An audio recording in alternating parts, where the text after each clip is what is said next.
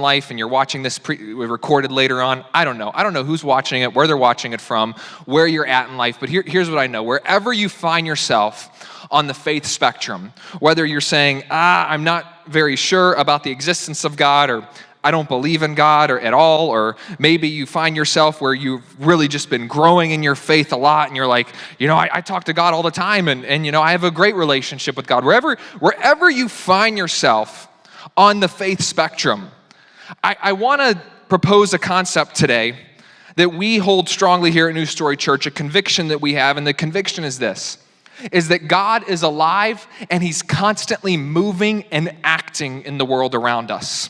That God is moving and he's bringing about new creation and new life even here in the present age, and he's constantly at work. And not only is he constantly at work, he has invited you to be a part of that work. He's invited me to be a part of that work. He's invited us to join us in his movement. And even those of us today who you find yourself really just far away from any concept or idea of faith in God, I imagine that one of the reasons that maybe you're watching this or listening right now is because even within the depths of your soul or in your mind, somewhere way back there, you're even thinking to yourself, yeah, sometimes I feel like there's something beyond. I feel as if there's something that's existing outside of just this existence. And maybe, just maybe, that's God calling you into something beyond and outside of yourself.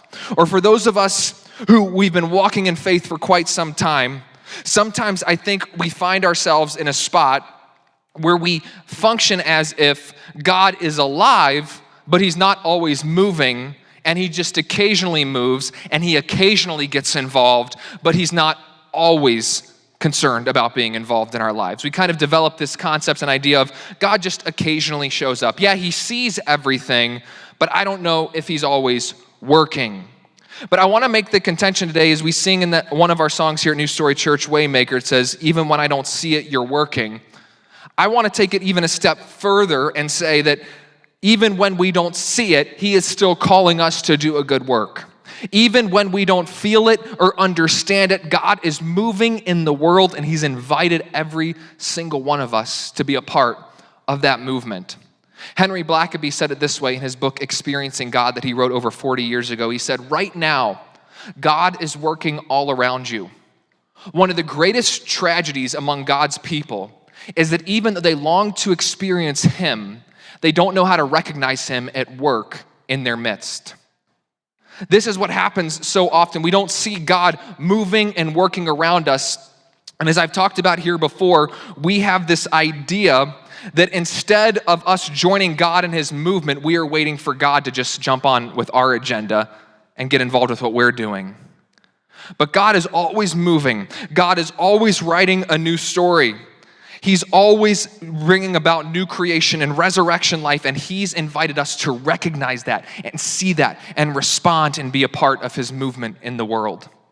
And that's where we find ourselves today in Luke chapter 14 in the parable that we're going to be looking at, the parable of the banquet or the dinner, depending on whatever translation you're reading.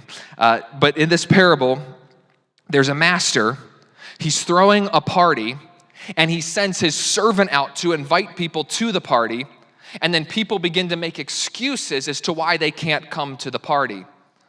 Let me get Luke chapter 14, verses 16 and 17. But Jesus said to him, a man was giving a big dinner and invited many. And at the dinner hour, he sent his servant to say to those who had been invited, come, for everything is ready now. Now imagine for a moment that this master is God himself, and he has sent someone to you to invite you to be a part of the party. He has sent someone to you to invite you to be a part of his movement. He has sent someone to invite you to be a part of what he is doing in the world. You see, in Luke 14, Jesus is addressing the audience of his time and basically saying, hey, I'm here. The Son of God, God in the flesh, the kingdom of God on earth is in heaven. And Jesus has been going around all of Galilee inviting people to be a part of this new movement. And over again, people are making excuses as to why they don't want to be involved with what it is that Jesus is doing. And what we see in this parable is that there are three people that the servant extends an invitation to. And all of them come up with excuses as to why they can't be a part of the master's party. And this is something that we all have to be aware of, because oftentimes where we find ourselves is not at a spot of God hasn't been moving, but he's actually been moving, and we've been making excuses as to why we don't want to be a part of whatever it is that he's doing around us. As making excuses as to why we don't want to be a part of what he's doing in our lives and around our lives. And what's so interesting and compelling about each of the excuses that we find in this parable, none of the excuses are inherently wrong or sinful excuses or bad things. These excuses are just general excuses of people genuinely, I think, believing that they have something better to do. And if we're not careful, if we start to make these kind of excuses when we're invited into what God is doing, very soon what we'll find is that we've been invited to the party over and over and over again, but we've actually been rejecting it, and then we're wondering, where is God and why is he not at work in my life? And it starts sometimes at a spot of, these aren't bad excuses, these aren't wrong excuses, but they are excuses. So here's the first excuse that we see in the parable. Once again, these things are not directly bad or wrong. The first guy says this. He basically says, I'm too busy. He gets invited to the party, and he says, I'm just too busy. I got too much going on. I'm too busy. How many times over the course of the week do you find yourself saying, I'm busy, I'm busy, I'm busy? Or this one, I'm tired. I'm tired, which is another way of saying I'm busy, and I'm tired because I'm busy. We say, how are you doing? I'm busy. How's it going? I'm tired. I'm busy and I'm tired. I found myself saying this. I send a recording of my messages to our executive pastor, Neil Friedman, every single Tuesday so that he can listen to them and say, hey, this sounds good, this sounds bad. And I sent him the recording, and I said, Neil, I know this recording isn't as good as normal. I've been busy. And then he messaged me back and said, Scott, you just said the very thing that you're talking about in your message. And I'm busy. But that's essentially what this guy says. Look at this in Luke 14, verse 18. But they all alike began to make excuses. The servant came to them to invite them to the party, and this guy said, I have bought a piece of land, and I need to go out and look at it. Please consider me excused. Please consider me excused. I have to go check out a piece of land. I'm busy. I got something going on. I wonder how often God has invited you to be a part of something. God has invited you to see him at work within your life or around your life, to be a part of his movement. But instead of saying yes to that invitation, you chose to do something else instead, and then you think about, oh, I want to be closer to God, but I'm just so busy. This isn't necessarily about, oh, he chose to do something wrong, he chose to do something sinful. It's more about priorities. And wise versus unwise. This guy's priorities, I gotta go check out a piece of land. I gotta go look at this piece of land.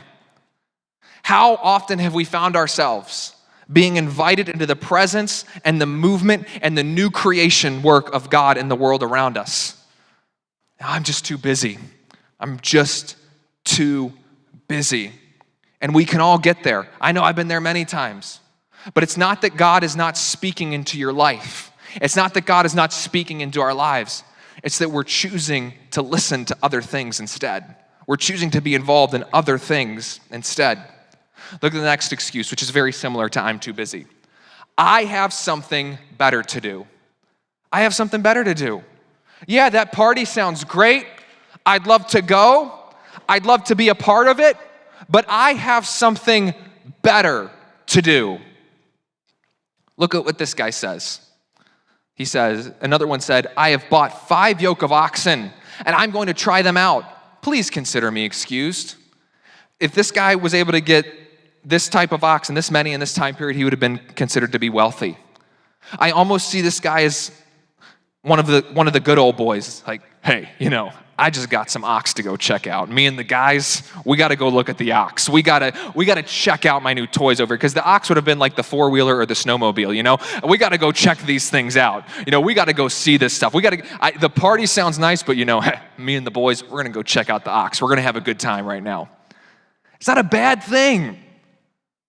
But then if you're sitting around wondering, where is God? What has he been up to? What have you been saying yes to? What have you been saying no to? I've got something better to do. I'm just too busy. And really, it's not that we're too busy or that we have something better to do. We've just been choosing to say yes and no to different things based off of what we desire to do in regards to our priorities. I'm too busy. I got something better to do. Then there's the last excuse, the third excuse. This guy is an absolute genius. He has the best excuse out of all of them. It's a really good excuse. I have family obligations, is essentially what this guy's excuse is. I have family obligations. I have I got family obligations. Look at what he says. He says, another one said, I have married a wife, and for that reason, I cannot come. I mean, who's gonna argue with that? You gotta take care of your wife, man. You gotta take care of her. Of course you have to. This is like if somebody came to you and said, God told me to tell you this. Oh, I don't know how I can argue with that because God is the ultimate authority, And if your wife, if you have to take care of the wife, hey, listen, we're just gonna move on. We're gonna go invite somebody else. But this is the ultimate excuse. Let me tell you why this is the ultimate excuse. 2 reasons. One, I'm about to blow in all of the married people right now. But there are many, many benefits to getting married. We all know this to be true. But one of the benefits to getting married is you now have a forever excuse to not participate in things that you do not want to participate in. Somebody, hey, can you come do this? I'm sorry, really got to have some quality time with the wife. Really got to spend some quality time with my spouse. Got to have some good family time. That's what I got to do right now. I'm going to go be a good husband, and then people start applauding you for it. Oh, you're so great. You're such a great spouse. Good job. You're right. You should be thinking of your family first. This guy didn't even ask his wife if she wanted to go. He didn't even say, hey, honey, I got invited to this party. Do you want to go? No, this guy's using the ultimate excuse. It's the best excuse in the world because nobody's going to question you about it. And then some people, they say it aggressively as well. Have you ever met these people when they use the family excuse? They say it aggressively. Well, I'm married. I have things. I'm married. Do you know that I'm married? Yes, I know that you're married. And then I don't have kids, so now people with kids are going to get mad at me because the people who aren't married and have kids, they say this, well, I have kids. You know what it's like having kids? You don't know what it's like having kids. I have kids, so I can't come to this right now. Be on time? I have kids. I can't possibly be on time. No, because they run the household, not you. Sorry, but anyways, I'm sorry. That was rude. But anyways, I have kids. I'm married. I have kids. I'm married. I have family responsibilities. I can't be there. I can't do it. I just can't do it. This is the great excuse because nobody's going to question it. Nobody's going to push against this guy. Then this guy, here's another reason why this excuse is genius. And by the way, I've used the family responsibilities excuse before as well. So I'm not like up here, better than everyone else. I've done it before. Please forgive me, everyone. But anyways, here's another reason why this excuse is genius. It's the ultimate FOMO, fear of missing out excuse, if you don't know what FOMO is. It's the ultimate, I'm a millennial, so I can say this. It's the ultimate millennial excuse because he hasn't asked his wife yet. So he could go back to his wife and say, well, I was invited to this party. I didn't know if we wanted to go or not. So I said, I had to spend time with you. And then if you have something better to do, we could do that instead. But if you don't have something better to do, then I can go back to the guy that invited us and say, hey, the wife, we had a total miscommunication. We're coming to the party. It's the ultimate non-committal, FOMO, millennial excuse. How many of you got those friends who that whenever they give you an excuse as to why they can't go to something, it's because they're waiting for something better to come along, so they give you like a half-committed, I don't know, got to check with the wife, and then finally go, and then they weigh out all of their options. And then they decide what they want to do. How many of you have done this before? If you have a reputation for doing this, you might be hurting someone's feelings, just so you know. They always take other people over me. This is what this guy does. He has the ultimate, the best excuse. Why do we not always see God at work in our lives? Because we make excuses. I'm too busy. I've got something better to do. I love that. I've got something better to do. This one can be hidden in the oh yeah, you know what? I want to join a story group. I want to serve at 8 Days of Hope, or, I want to join New Story. I want to spend more time with God in my personal life, or I just want to go, maybe New Story is not your church, but you say, I just want to go to church in general, but you know what? I got something better to do. It is summertime, and summer only lasts so long. Okay, I get it. Summer does only last so long. You want to enjoy some outdoor activities. I get it. But then you get to fall. Well, we got the flannel fest, got the 3 million flannel fest because everyone's got to wear flannel all the time, and we got to wear flannel and drink cider. Fall only lasts so long. I got the Halloween party, I got this Halloween party, I got Friendsgiving. Fall only lasts so long. Thankfully in Buffalo, that excuse does not work once we get to winter. Winter only lasts so long. No, it lasts far too long. And so we are making these excuses. I'm too busy. I've got something better to do. I have family responsibilities. These things are not directly bad things, but they can end us up in a spot of you're missing out on the party, you're missing out on the movement, and you're not seeing all that God has because you're saying, I don't know if I can commit. And the question we have to ask ourselves is, have I been making any of these excuses? Have I not been seeing God at work in my life and in the lives around me because I've been making excuses? But thankfully, the story doesn't stop here. Look at this in Luke 14, verses 21 and 22. And the servant came back and reported this to his master. Then the head of the household became angry and said to his servant, "Go out at once into the streets and lanes of the city and bring in here the poor and crippled and blind and lame." And the servant said, "Master, what you have commanded has been done, and there is still room." There's room. And there's so many different characters in this story that we could focus on. We could focus on the master continuing to invite people. We could focus on the people that he does eventually invite, the crippled and the lame and those who felt as if they had been forgotten. But I want to focus on this servant because this servant is quite impressive to me. He has been rejected by three different people. He comes back to the master, and the master says, "Go invite all of the people that people don't think that I should invite. Go invite those who have been forgotten."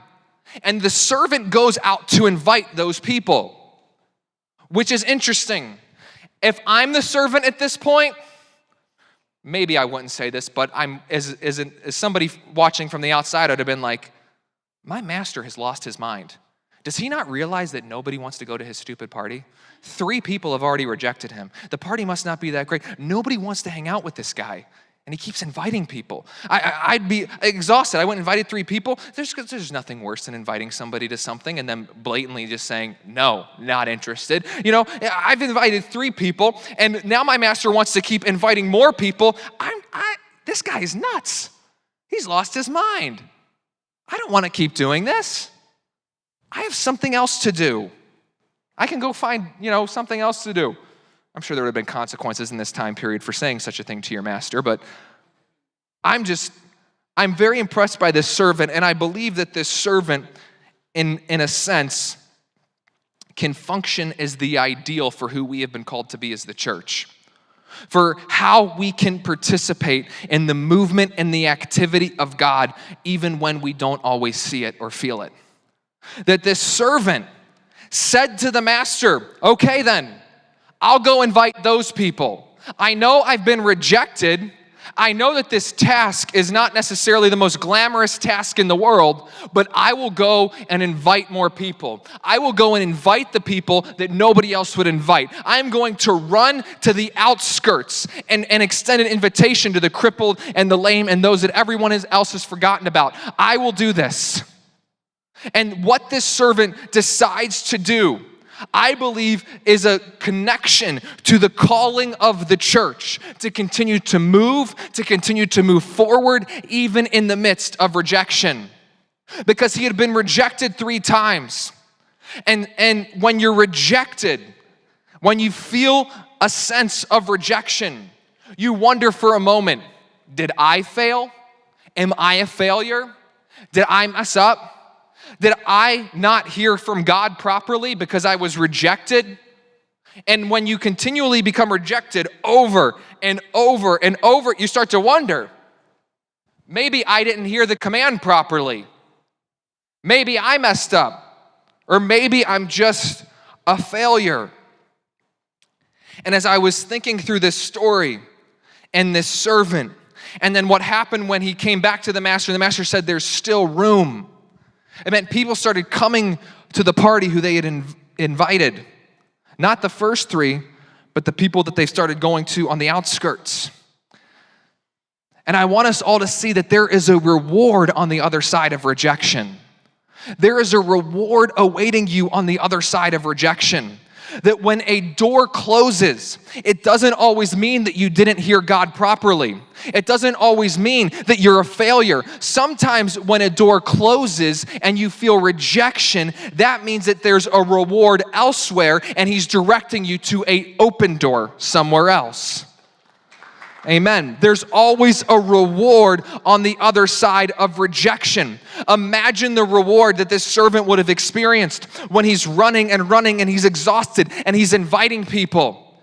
But then he gets to the spot of finding that person who has been rejected, finding that person who's been forgotten because they're crippled or whatever they were dealing with in that time period that made society say you should go to the outskirts. And he gets to them and he's already exhausted and he's probably panting and sweating because it's hot outside and he's trying to invite all these people. And imagine what would have happened when he looked them in the face and he said, "You've been invited to something. You have not been forgotten."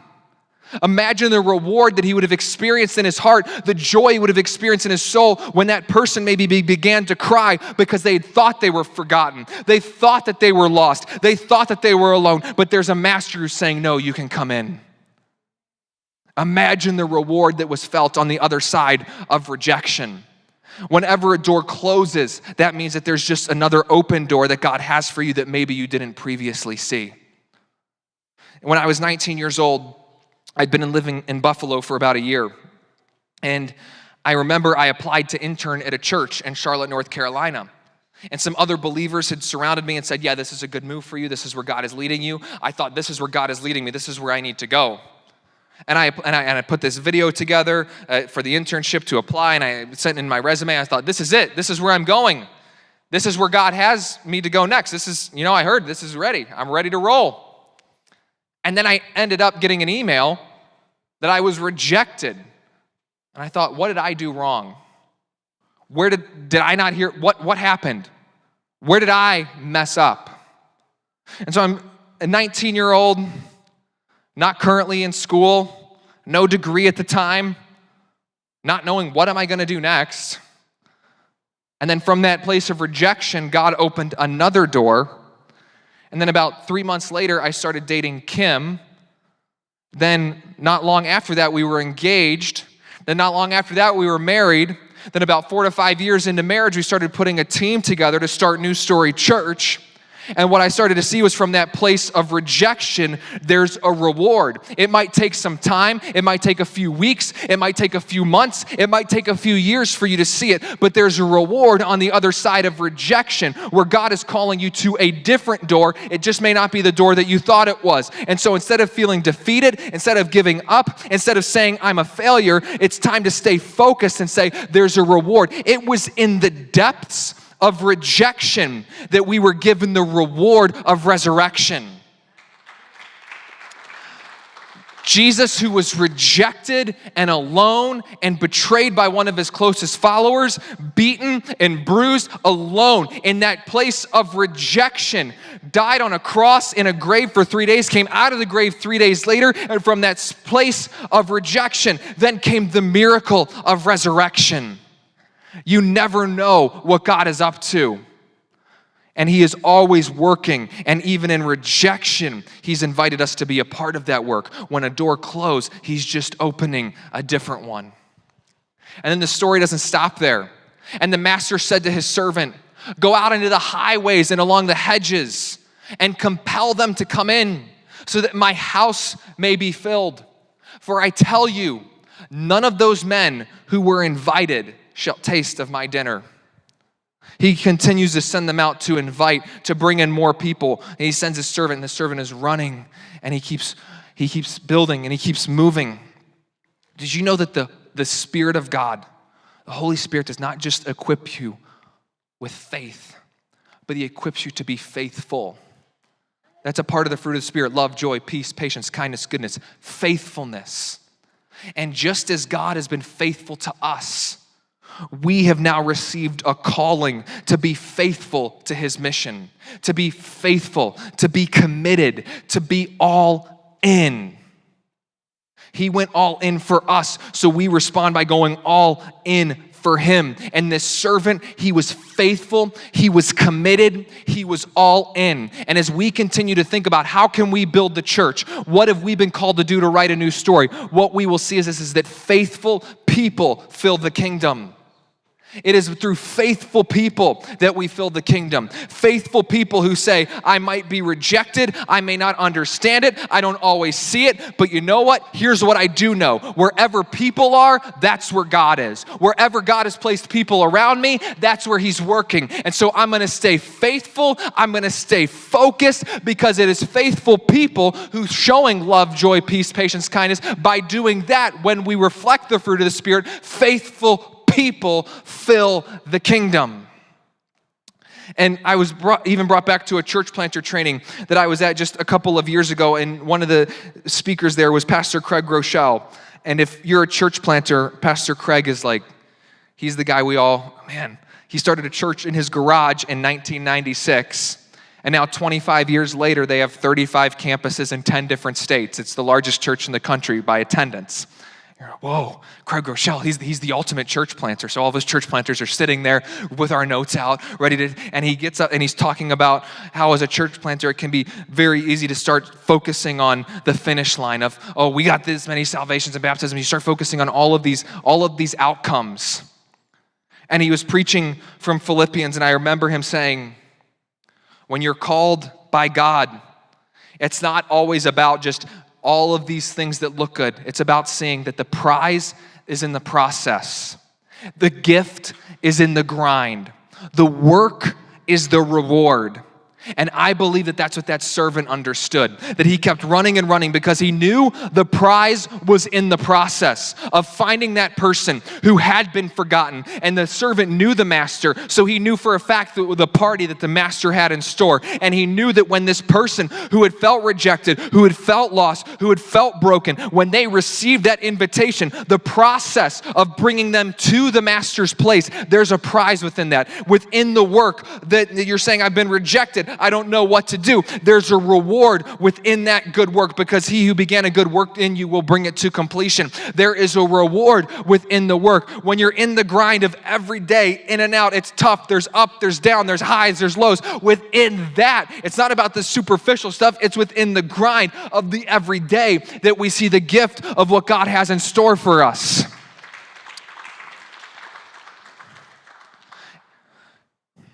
And we will see that as we walk and live as faithful people, that we have been called to fill his kingdom, to be a part of his activity, and to write a new story wherever it is that we find ourselves. And so today, I don't know where you find yourself. Maybe you find yourself one of the first three people, and you're making excuses, and you know you are. I'm too busy. I've got something better to do. I got families. You will be the best you for your family when you find yourself being filled by your Father. Because he will fill you with his love so that you can be the best you for your family. I got this. I got all these excuses. Maybe you find yourself in that spot today where you've been mounting up excuses. Oh, this isn't bad, but then before you know it, and it's time to reprioritize today. You say, okay, I'm gonna pray about it. Don't just pray about it. You'll pray about it and forget about it.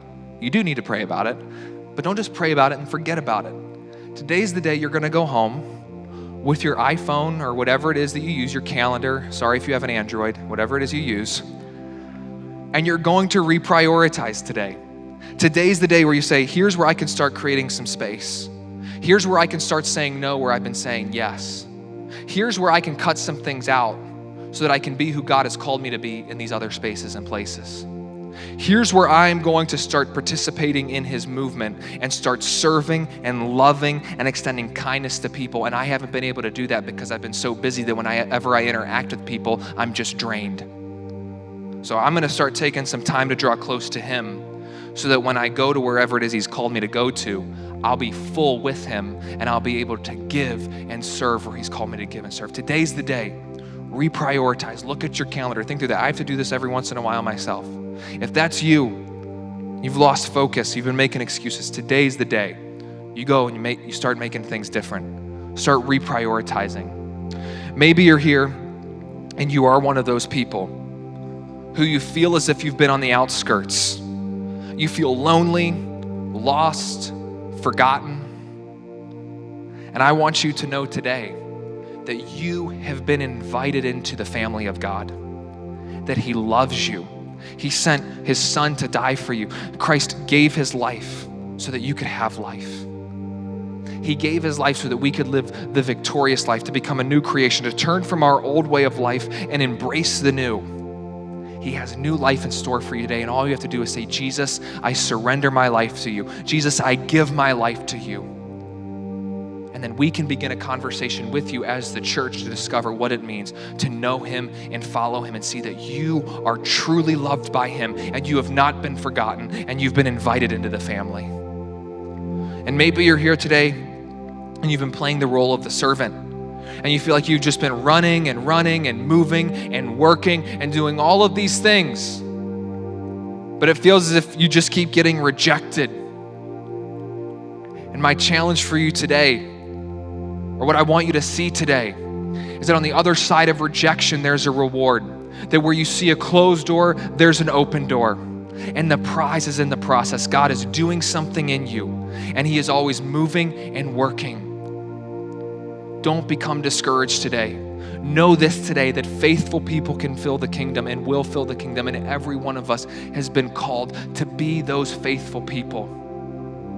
So wherever you find yourself, I want you to know today that you have not been rejected. God loves you.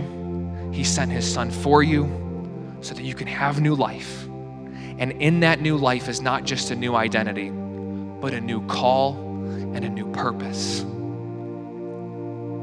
And within that, we as the church will come together with our new story to write a new story and discover that faithful people